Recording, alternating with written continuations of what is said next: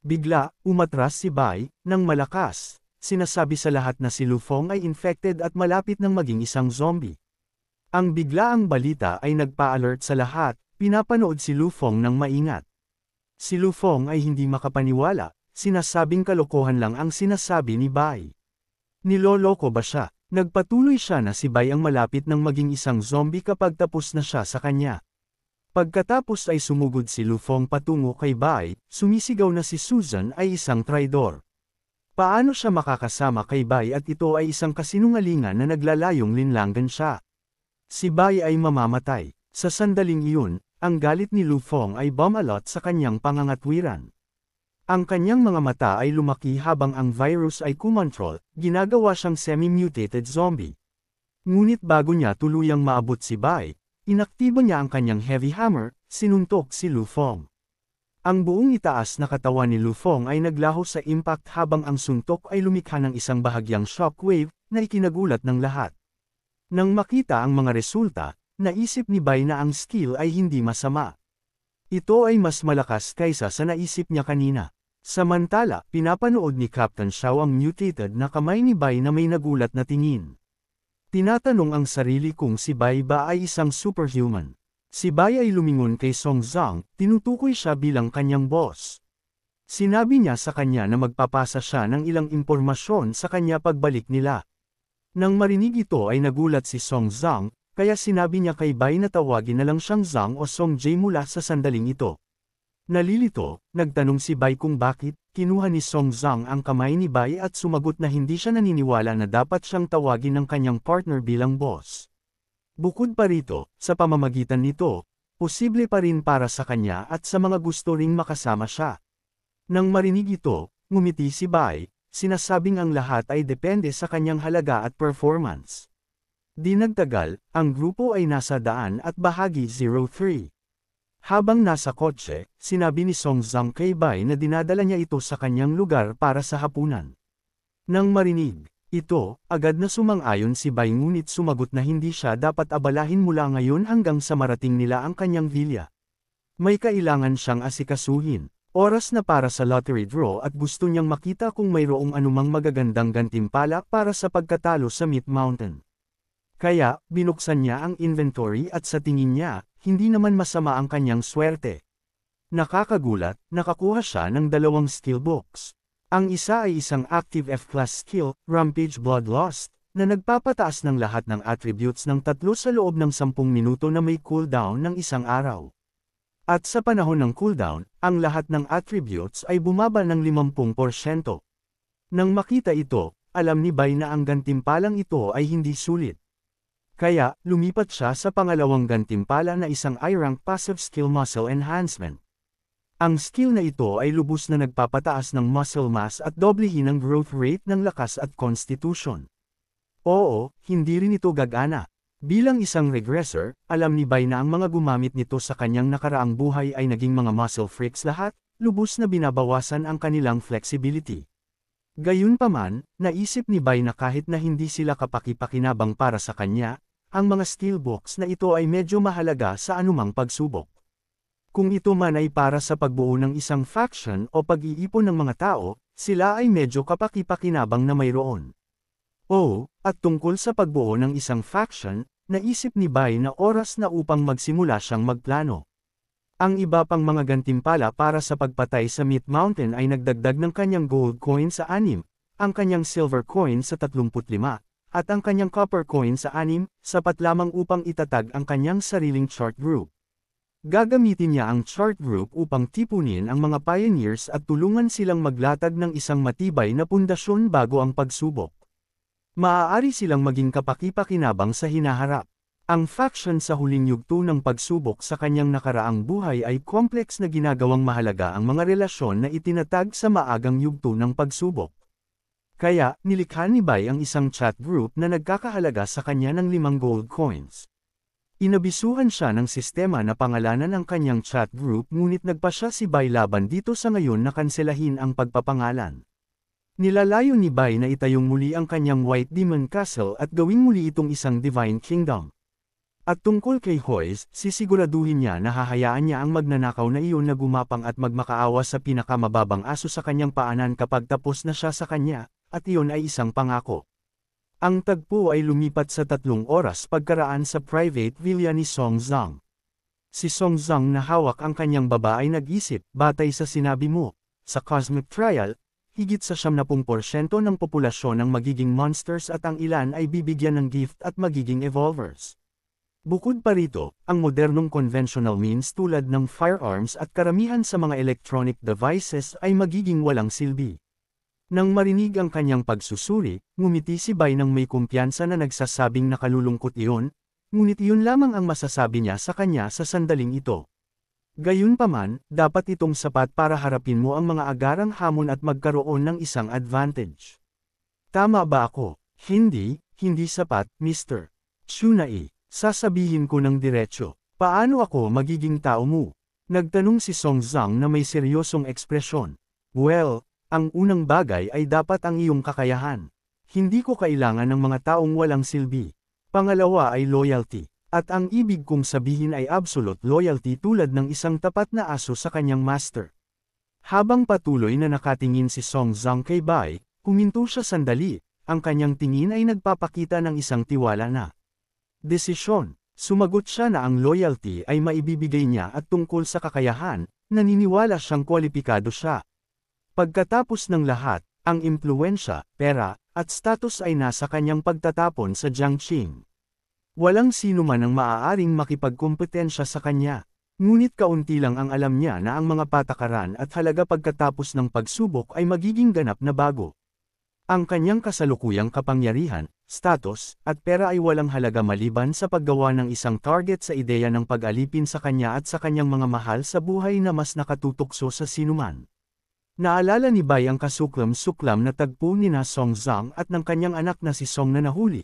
Ang kanilang mga kamay ay nakatali at nakabitin sa isang lubad sa isang auction house. Nagtanong si Song Zhang kay Bai, ano ang pagkakaiba sa pagitan ng isang tapat na aso dito at pagiging isang plaything sa ibang lugar. Dahil sa sandaling ito, tila pareho silang nakakatanggap ng masamang trato, short end of the stick, gayunpaman. Nang marinig ito, ngumiti si Bai na parang inaasahan ang tanong na ito. Sumagot siya na ang pagkakaiba ay bibigyan siya ng kalayaan kung saan maaari niyang gamitin ang kanyang lakas kung nais niya at isang master na hindi maghihigpit sa kanya dahil sa takot sa kanyang kapangyarihan. Ang dahilan ay dahil si Bai ay laging magiging mas malakas at nakahihigit sa kanya. Kaya, kahit na makakuha siya ng malaking kapangyarihan kumpara kay Bai, siya ay laging magiging kulang. Nang marinig ito ay ngumiti si Song Zhang at habang ipinaikot ang kanyang maikling buhok, sumagot siya na bigla siyang nagkaroon ng pakiramdam na kung mag-aatubili pa siya, makaligtaan niya ang isang napakahalagang oportunidad. Kaya, sa komento na iyon, agad siyang tumayo ng maayos pagkatapos ay dahan-dahang lumuhod at nang walang anumang pag-aalinlangan ay mahinahon siyang nagsabi na siya ay handang maglingkod kay Bai at hindi nakalimutan na tawagin siyang master. Nang makita ang tagpo na ito, nagkomento si Bai na hindi siya magsisinungaling. Ang reputasyon at status na kasalukuyang mayroon si Song Zhang ay nagbigay ng emosyonal na halaga na ibinibigay niya na lubos na mataas. Ito ay nakalalasing, halos tulad ng isang nakakaadik na gamot, at medyo kawili-wili. Misla na hinawakan ni Bai ang kanyang baba, sinasabing gusto niyang masaksihan ang kanyang charm ng malapitan. Ngunit una, mayroon siyang ilang mga gawain para sa kanya na dapat asikasuhin. Sa isa pang silid sa villa, patuloy na pinanood ni Luli ang video sa kanyang telepono habang si Chingger ay nakatanggap ng isang mensahe mula kay Song Zhang na nagsasabi sa kanya na hayaan si Luli na ipadala ang video ni Bai sa kanya. Pagkatapos, dapat niya itong iuwi upang magpahinga dahil sapat na ang kanyang napagdaanan sa nakalipas na ilang araw. Bukod pa rito, dapat siyang maghanap ng isang tao upang panatilihing prominent na ipinapakita ang mga post ni Bai sa mga pangunahing forum. Ang post ay dapat may pamagat na To the Pioneers na may post ID Pioneer White Emperor. Pumunta si Chingger kay Luli na ikinwento ang mensahe sa kanya. Nang marinig ito, nagtanong si Luli kung wala na ba talagang iba pa siyang magagawa upang tumulong. Wala na, umuwi ka na. Magpahinga ka at kumalma. Sapat na ang napagdaanan mo, malumanay na sumagot si Chingger. Sa pag-aatubili, sumang-ayon si Luli. Ngunit habang patuloy niyang pinanood ang video, nagkomento siya na kahit na muntik na siyang mamatay sa kamay ng isang zombie kanina. Kakaiba, ang shock na natanggap niya ay tila hindi kasing intense noong una niya itong makita. Hindi alam ni Luli kung ito ay dahil tinanggap niya ang posibilidad ng pagkamatay sa kamay ng isang zombie o marahil dahil ang lakas ni Bai ay nagpapagaan ng kanyang pakiramdam. Bumalik kay Bai, isang tawag ang biglang dumating. Si Song iyon na tumatawag sa kanyang ina. Sa sandaling sinagot ni Bai ang tawag, si Songgo na nag-iisip na ang kanyang ina ang nasa kabilang dulo ay nagtanong upang kumpirmahin kung gusto niya talaga itong bumalik sa bahay. May problema ba? Sumagot si Bai na nagtanong si Song kung bakit nasa kanya ang telepono ng kanyang ina. Nasaan siya? Mapang-uyam na sumagot si Bai na ang kanyang ina ay abala sa sandaling ito sa pagtatrabaho at pagkain kaya wala siyang oras upang makipag-usap sa kanya sa kasalukuyan. Gayunpaman, mahalaga na umuwi siya agad. Hindi nagkaroon ng pagkakataon si Songgo na magbigay ng sagot bago pinutol ang tawag, na nag-iwan sa kanya na walang imik. Habang nakatingin siya sa kanyang telepono, galit na numpa si Song na paluluhuran niya si Bai sa ilalim ng kanyang mga paakalaunan para sa kung ano ang nangyari. Tulad ng isang alagang hayop, hinaplos ni Bai ang ulo ni Song Zhang. Pagkatapos ay nagtanong siya kung mapoprotektahan din ni Bai ang kanyang anak. Sumagot si Bai na si Song ay walang anumang kakayahan at ang kanyang karakter ay nasira ng pagbibigay luwag ng kanyang ina. Gayunpaman, kung si Song Zhang ay magtatrabaho ng husto, masisiguro niya na si Sono ay malamang na hindi maging isang monster kapag dumating ang pagsubok. Nang marinig ito, ang pisngi ni Song Zhang ay namula, labis na namumula. Nagpasalamat siya kay Bai sa kanyang pag-iisip. Ang tagpo ay lumipat sa isang secret warehouse sa suburban. Sa kotse, tinanong ni Songgo ang kanyang ina kung paano siya maniniwala sa isang bagay na napaka-absurd. Sigurado ka bang hindi ka niloloko ni Chunai? Bai, pinigilan kita na hanapin si Chun Bai kagabi dahil dito. Pagkatapos nating bumaba ng kotse, huwag kang magsalita at manood ka lang ng tahimik. Sa labas, sinabi ni Chinger kay Bai na binisita niya ang lahat ng mga lugar na pinaniniwalaang may zombies at monster sa buong lungsod noong nakaraang araw. Sa huli, ang lugar lamang na ito ang natagpuan. Ang lugar na ito ay dating isang underground casino, ngunit ngayon ang lahat ng mga manunugaw sa loob ay naging zombies. Mayroong mga 160 sa kanila, at hindi siya nakakita ng anumang espesyal na zombie tulad ng Meat Mountain. Nang marinig ito, naisip ni Bai ang zombie slaughterhouse. Maaari ba ito ang lugar? Nagtanong si Bai sa sarili ng walang paniniwala. Hindi maaari. Ang ospital ay tumugma sa paglalarawan dahil sila ay nasa loob at gayon din ito ang Meat Mountain dahil ito ay lubhang mahirap patayin at ang lugar na ito ay liblib, kaya kung may mangyari, mahirap para sa mga tao na matendaan at ikalat ito. Pagkatapos ay nagtanong siya kay Chinger, sigurado ka ba na pumunta ka sa lahat ng mga lugar na pinaniniwalaang may zombies at monsters, ngunit dito mo lang sila natagpuan? Oo, nang marinig ang kanyang kumpirmasyon, nag-isip si Bai, tila may isang tao pa ring nangongolekta ng mga zombies, at ang lugar kung saan niya inilalagay ang mga ito ay dapat ang zombie slaughterhouse. Ang militar ay naglalaman lamang ng ilang dosenang zombie sa pinakamarami. Ngunit nais ng taong ito na kolektahin ang lahat ng mga zombie at monsters. Siya ba ay isang kuryosong adventurer o isang pioneer na may alam na ilang impormasyon? Ito ay nagiging medyo kapanapanabik. Agad na hiniling ni Bai na buksan ang pinto. Kaya, habang dahan-daang sinisimula ng dalawang gwardya na buksan ang napakalaking gate sa takot, ang mga zombie na uhaw sa dugo ay nagsimulang magmadali palabas na may kitikot-takot na mga tunog at nakakatakot na ingay. Ang kanilang gutom na mga mata ay nakatitig sa taong nasa harap nila. Mukha silang hindi kumain sa loob ng 1,000 taon. Nagpanik ang gwardya dahil hindi niya inaasahan na ang kawan ng mga zombie ay magiging ganito kabaliw. Pagkatapos, ang kawan ng mga zombie, na uhaw sa dugo ay sumugod patungo kay Bai na sumisigaw at si Bai ay nakatayo doon na naghahanda ng sarili.